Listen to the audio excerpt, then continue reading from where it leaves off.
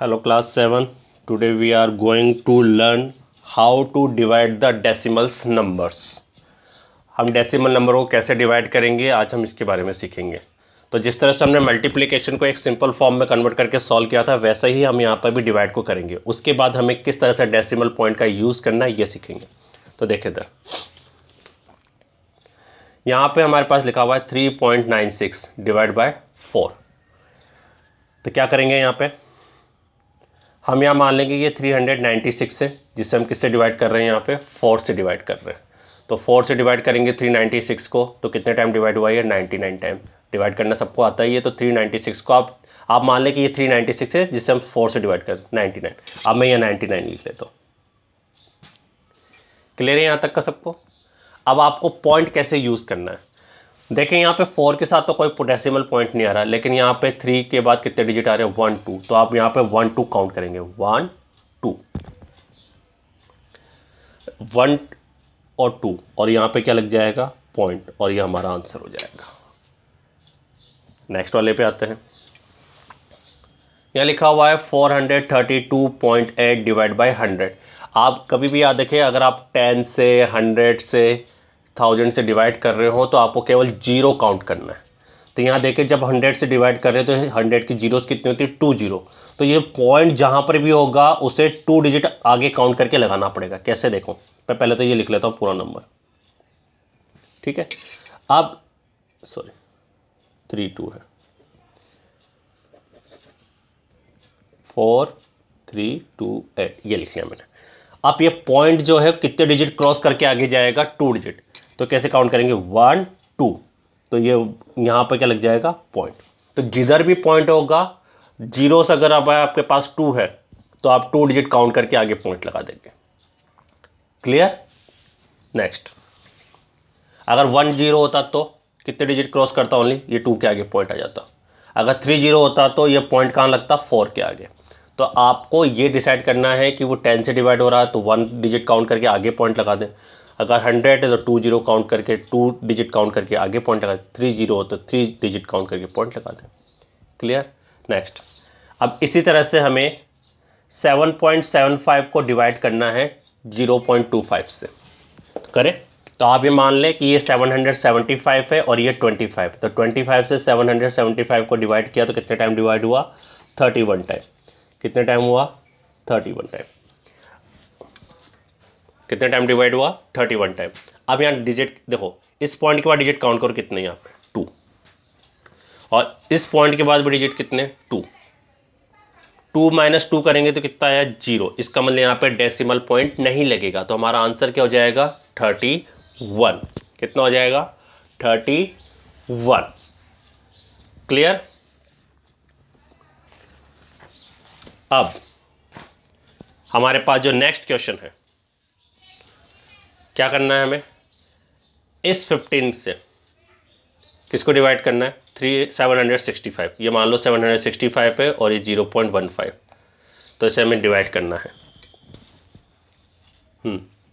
तो 765 को हम 15 से क्या करेंगे यहाँ पे डिवाइड करेंगे। तो कैसे 15 से 765 को डिवाइड किया तो 51 आया। ठीक है यहाँ तक तो किसी को प्रॉब्लम नहीं है। अब हम डिसाइड करते अब बताओ इस पॉइंट के बाद डिजिट कितना आ रहा है 1 और इस पॉइंट के बाद डिजिट कितना आ रहा है 2। तो 1 माइनस 2 करने पे क्या आया -1 आया। तो जब भी आपको यहाँ पे माइनस करने पे -1 आएगा तो यहाँ पे आपको 0 इंक्लूड करना है। तो 1 आ रहा है तो इसका मतलब आपको कितनी जीरो लगानी है यहाँ पे 1 0। यहाँ डेसिमल पॉइंट नहीं लगेगा। अगर माइनस करने पे यहाँ पर नेगेटिव टर्म आ रहा हो तो क्या करेंगे आप 1 0 इंक्लूड कर दें। पर अगर मान लिया जाए कि जैसे यहाँ पे मान लो कि आगे तो आता 3 और पीछे आता 1 डिजिट तो क्या करते फिर हम। तो एक एग्जांपल और ले लेते हैं हम लोग।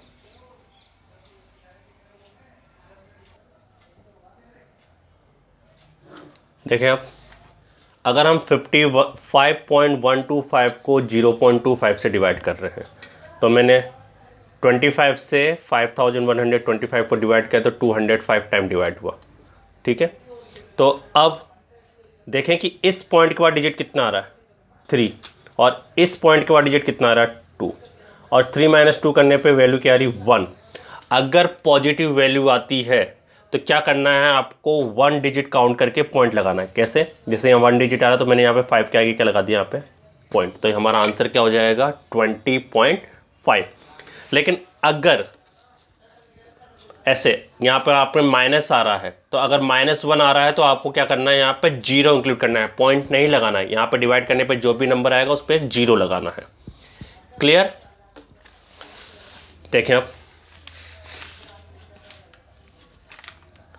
क्वेश्चन नंबर 6, आपकी बुक का जो क्वेश्चन नंबर 6 है।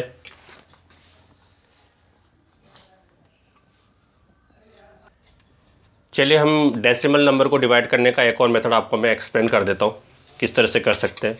आप ये देखिए पॉइंट के बाद डिजिट काउंट करें 1 2 3 और यहाँ कितने डिजिट आ रहे हैं 2, तो जिसके सबसे ज़्यादा डिजिट होंगे उसके अकॉर्डिंग करना है। तो यहाँ पे 3 डिजिट है तो इस पॉइंट के बाद 2 डिजिट है, तो क्या करेंगे हम, ये 0.25 लिखा, इसमें 3 डिजिट है तो 3 डिजिट बनाने के लिए इसके पीछे क्या लगा दे 0।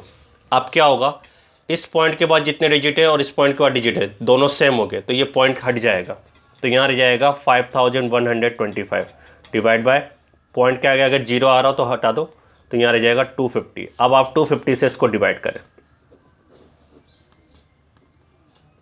तो आप ऐसे भी कर सकते हैं, नंबर ऑफ डिजिट सेम कर दें आप पॉइंट के बाद, यहाँ 3 था यहाँ 2 था तो इसमें 0 लगा दिया, जिसका भी कम हो उसमें 0 लगा दें। तो 250 से इसको डिवाइड करेंगे तो कितने टाइम होगा, 2 टाइम, तो 512 आया, 5 इंक्लूड किया, 250 से 0 टाइम डिवाइड होगा तो ये 0 आया 125। अब क्या लगाएंगे यहाँ पे पॉइंट लगाते हैं, यहाँ पे क्या जाएगा 0, 250 से इसको डिवाइड करेंगे 5 टाइम, तो हमारा आंसर क्या आया 20.5। तो इस तरह से भी हम कर सकते हैं डिवाइड करके। एक और देख लेते हैं, 3.96 को डिवाइड किया था हमने 4 से। अब देखो यहाँ पॉइंट के बाद तो 2 डिजिट आ रहा है, लेकिन इसके पास पॉइंट के बाद कोई डिजिट ही नहीं है, तो इसके आगे क्या करेंगे हम, पॉइंट लगाएंगे और 2 0 लगा देंगे। जिसके पास पॉइंट के बाद कुछ भी नहीं है तो वहाँ पॉइंट लगा के 2 0 लगा दो।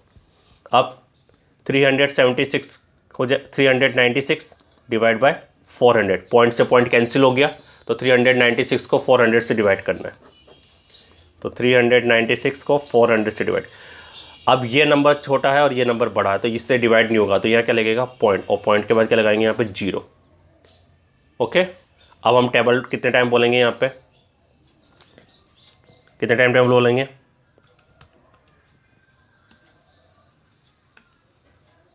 बोले सॉरी, यहाँ तो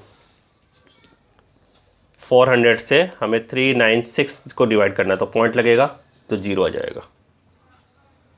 ठीक है, सॉरी बेटा है ना, ये गलत हो गया था यहाँ पे, तो 400 से अब पॉइंट लगा 0 लगा। अब हम टेबल कितने टाइम बोलेंगे, यहाँ पर 9 टाइम, तो क्या जाएगा 3600, तो ये आ जाएगा 360। अब क्या करेंगे 0 इंक्लूड कर देंगे, फिर वापस कितने टाइम बोलेंगे, 9 टाइम बोलेंगे, ये 0, तो 0 आ गया, तो हमारा आंसर कितना आया 0.99। तो इस तरह से भी आप डिवाइड कर सकते हैं। अब हम क्वेश्चन नंबर 6 पे आते हैं, मैं ओनली एक्सप्लेन करूंगा, आपको कंप्लीट करना है। The product of 2 decimal numbers is 131.58 if one of them is 2.15 find the others. तो क्या करना है, आपको 2 नंबर्स का प्रोडक्ट दे रखा है और एक फर्स्ट नंबर दे रखा है आपको, और सेकंड नंबर फाइंड करना है। तो जब भी आपको सेकंड नंबर फाइंड करना हो, जब आपको प्रोडक्ट दे रखा हो और फर्स्ट नंबर दे रखा हो और सेकंड नंबर फाइंड करना हो, तो second number equal product divide by first number. तो आप क्या करेंगे, इस नंबर को इस नंबर से क्या कर देंगे, यहाँ पे डिवाइड कर देंगे। 7th क्वेश्चन है, the thickness of the 12 sheets of paper is 2.16 mm। Find the thickness of 1 sheet of paper. आपको 12 शीट की थिकनेस दे रखी है और 1 की पूछी की है, तो ये मैनी टू 1 वाला क्वेश्चन हो गया, और मैनी टू 1 वाले क्वेश्चन में हमेशा क्या किया जाता है, डिवाइड किया जाता है। तो आप 2.16 को 12 से क्या कर देंगे, डिवाइड, तो आपको थिकनेस ऑफ द 1 शीट मिल जाएगी। तो इस तरह से आपको डिवाइड वाले क्वेश्चन कंप्लीट करने हैं। Thank you.